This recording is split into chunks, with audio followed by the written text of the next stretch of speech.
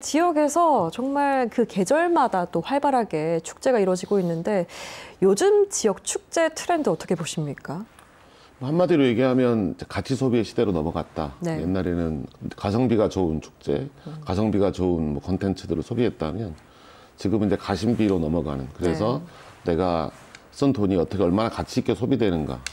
내가 이 축제에 가서 내가 또 이 지역에 가서 어떤 가치를 내가 느끼고 내 추억에 저장하는가 뭐 이런 시대로 갔고요. 네. 그래서 천편일률적인 축제를 보여주는 곳은 이제 그런 축제를 소비했던 세대들이 주를 이루고 현재 MZ세대라고 볼 수 있는 이제 트렌드를 리드하는 세대는 완벽하게 이제 가심비의 시대로 넘어갔다 이렇게 볼 수 있겠습니다. MZ세대는 가심비의 시대라고 말씀해 주셨는데 사실 최근에 정말 성공적인 축제 사례로 김천 김밥 축제가 굉장히 뜨거웠습니다. 예. 어떻게 보셔요? 많은 것들이 좀 바뀌었다. 그리고 성공 요인은 어떤 것이라고 보시나요? 뭐 몇 가지가 있겠는데요. 네. 되게 키치하긴 하죠. 왜냐하면 김밥 천국의 약자인 이제 젊은이들 쓰는 이제 김천이라고 보통 쓰는데 그거를 이제 차용했는데요. 그런 아이디어가 그리고 군 단위의 그 좀 경직된 곳에서 이제 받아들여졌다는 것 자체가 좀 신선했었고 그리고 실제로 김밥과 관련되는 또는 뭐 라면이라든가 분식들과 관련된 축제들은 꽤 많이 있었거든요. 네. 그 주변으로도 뭐 떡볶이 축제도 있었고요. 많이 있습니다. 그런데 그 축제 자체를 좀 젊은 주무관들과 젊은 이제 청년 기획자들이 같이 준비를 했고 그래서 기대한 거랑 막상 현장에 갔을 때의 그것도 맞아떨어지면서 상당히 좋았던 기억으로 남고요. 과제는 이제 그런 것들이 이제 일시적인 인기는 있을 수 있는데 얼마나 이제 더 지속성을 확보할 것인가는 뭐 여전히 과제로 남아 있는 것 같습니다. 네, 좀 흐름도 괜찮았어요. 왜냐하면 그 데몬 헌터스 때문에 김밥이 좀 인기를 끌고 있었기 때문에 더 화제가 된 것 같긴 한데요. 김천 같은 경우에는 13만 명 정도 거주하는데 거주민보다 더 많은 인파가 몰렸다고 하더라고요. 그래서 사실 앞서 말씀하셨을 때 기득권이 즐기는 그 천편일률적인 축제 얘기를 언급해 주셨는데 그 부분이 가장 큰 좀 고민이기도 했습니다. 이렇게 김밥 축제가 화제가 되는 이유도 그동안의 축제와 다르기 때문에 좀 주목을 받았는데 그동안 일률적인 그런 축제들의 문제점 어떻게 보십니까? 전체적으로는 축제를 전문으로 하는 이제 기획사들이 많이 있죠. 그 기획사들이 전국을 돌면서 이제 축제를 하잖아요. 그래서 뭐 먹거리 장터가 생기고 트러스로 짠 무대가 있고 트로트 가수들이 노래를 하고 뭐 각설이가 춤을 추고 이렇게 하는 것이 그런 것들이 시골 사람들이 좋아할 것이다. 내지는 지역의 사람들은 그런 걸 좋아해. 또는 그렇게 한 사람이 많이 와. 뭐 이런 식의 것들을 그래서 그런 거를 해봤던 팀이 또 하고 그래서 이 지역 끝나고 저 지역으로 가고 그래서 대부분 그렇게 이제 일률적으로 쭉 편성되는 것이 이제까지 한 20, 30년 동안에 지역 축제, 뭐 특히 먹거리 축제에 관해서 뭐 거의 똑같다 싶을 정도로 했었고요. 이번에 김천 축제도 마찬가지지만 그걸 최소화했거든요. 그래서 의전도 없앴고, 의전도 하지 않고 그러니까 뭐 지역에 있는 뭐 의장들 무슨 뭐 이런 지역 유지들 마이크 다 빼고 그다음에 트로트 무대도 되게 조그맣게 그래서 이제 그렇게 한 것들이 이제 그 자체가 되게 신선하게 받아들여진 것 같아요. 그래서 그런 것들을 이제 앞으로 어떻게 이제 지역마다 다르게 극복할 건가 뭐 이런 것이 아마 우리의 숙제가 아닌가 싶습니다.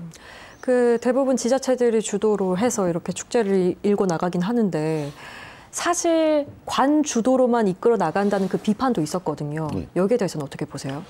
전 관 주도 자체는 나쁘지 않다고 생각합니다. 조금 앞선에 설명을 드리면 이제 도시가 성장하고 경제가 성장할 때는 도시로 몰려들잖아요.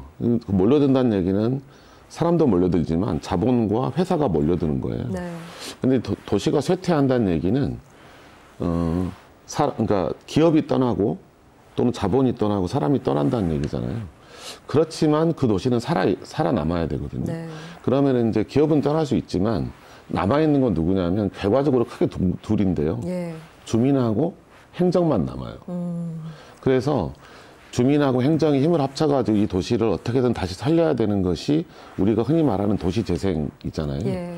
그래서 유럽도 그렇지만 저성장 시대로 가는 그 길목에 서 있는 나라들은 대부분 관이 커집니다. 그래서 네. 큰 정부, 작은 정부 논쟁이 있지만 대부분 큰 정부로 가거든요. 그리고 그러니까 지방 정부의 권한도 커지고요. 그래서 관 주도 자체가 문제라기보다는 네. 관 주도의 성격이 무엇이냐가 굉장히 중요한데 그걸 한마디로 정리하면 이런 거예요. 그러니까 유럽은 이제 그것이 뭐 문화판이나 이런 지역의 그 행정에서는 거의 헌법처럼 쓰여지는 문구가 있죠. 네. 지원하되 간섭하지 않는다. 이것은 거의 불문율에 가깝습니다. 그래서 어쩔 수 없이 지방 세금과 행정으로 전체적인 지원을 하고 예산을 확보하고 주도를 하지만 네. 간섭하지 않는다. 결정은 너희들이 해라. 그리고 주민들이 좋아하는 쪽으로, 청년들이 좋아하는 쪽으로 네. 예술가나 이런 기획자들이 원하는 방향으로 하고 거기에 대한 평가를 같이 하자. 이렇게 나가기 때문에 관주도임에도 불구하고 관주도라는 말 자체를 안 하죠. 근데 우리는 지금은 이제 약간 전이 단계 같아요. 네. 그런 필요성을 알고 있고 그렇게 가야 된다는 것도 알고 있는데 네. 그렇게 주민들이 주도해서 망하면 어떡하지? 네. 또는 한쪽만 저쪽에서 밀어준다고 해서 무슨 뭐 편파 시비라든가 특혜 시비가 걸리면 어떡하지? 네. 또 책임은 우리가 져야 되는데 이래서 결과적으로는 관이 처음부터 끝까지를 다 하려고 하니까 네. 거기서 오는 한계지 관 주도 자체가 문제는 아니죠. 예. 그러니까 그 당시에는 그래서 관 주도가 이어지니까 지역마다 찍어낸 듯이 축제가 이루어졌고 그렇죠. 결국에 가심비를 원하는 세대에게는 관심을 전혀 받지 못했고 그냥 한 번 모였던 걸로 끝났었는데 김밥 축제 같은 경우에는 그래도 관 주도를 잘 활용한 것 같습니다. 젊은 그 공무원들이 좀 아이디어를 냈고 또 그걸 또 실현함으로써 성공적인 축제를 이뤘는데 다른 지자체에서도 이런 것들을 좀 벤치마킹 해야 할까요? 어떻게 그럼요. 보세요? 축제의 본질 중에 하나는 이런 거예요. 도시에 대한 질문을 던지는 방법이 여러 개가 있잖아요. 뭐 전문가들이 뭐 진단도 하고 네. 경영 성과도 평가하고 뭐 만족도 조사도 하고 그러잖아요. 그런데 도시에 대한 질문을 던지는 가장 매력적인 방법이 축제예요. 그래서 이 축제를 통해서 도시의 상상력을 극대화해보고 네. 도시의 문제를 조금 더 전복해서 생각해 보는 거죠. 그러니까 만약에 예를 들어서 그런 거죠. 그러니까 김천 같은 경우에도 김천에 젊은이들이 없어. 김천에는 왜 사람들이 뭐 관광지도 아니고 네. 오지 않지? 이 문제를 토론회 방식으로 한다고 치면 네.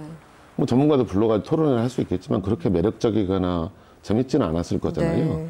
그 문제를 축제라는 방식을 통해서 질문을 한 거죠. 그럼 어떻게 해야 청년들이 올까? 어떻게 해야 조금 더 경북의 그런 시골에 네. 되게 보수적인 그런 이미지가 아니라 다른 이미지를 느낄까라고 했을 때 그러면 이 방식으로 하는 게 어때? 그러니까 축제의 기획, 방법, 네. 프로세스, 평가가 다 달라지는 거죠. 그래서 전체적으로 이렇게 하니까 사람들이 오는구나. 김천이 힙해지는구나 라는 네. 경험을 하니까 그러면 다음 곳도 해볼까? 이렇게 되는 거잖아요. 그래서 각 모든 도시들이 지금 각자의 도시가 처한 문제가 다르잖아요. 이 문제를 어떤 방법으로 매력적으로 한번 상상해 볼 거고 어떻게 질문을 던지는 방법을 바꿀까 라는 식으로 축제를 생각했으면 좋겠어요.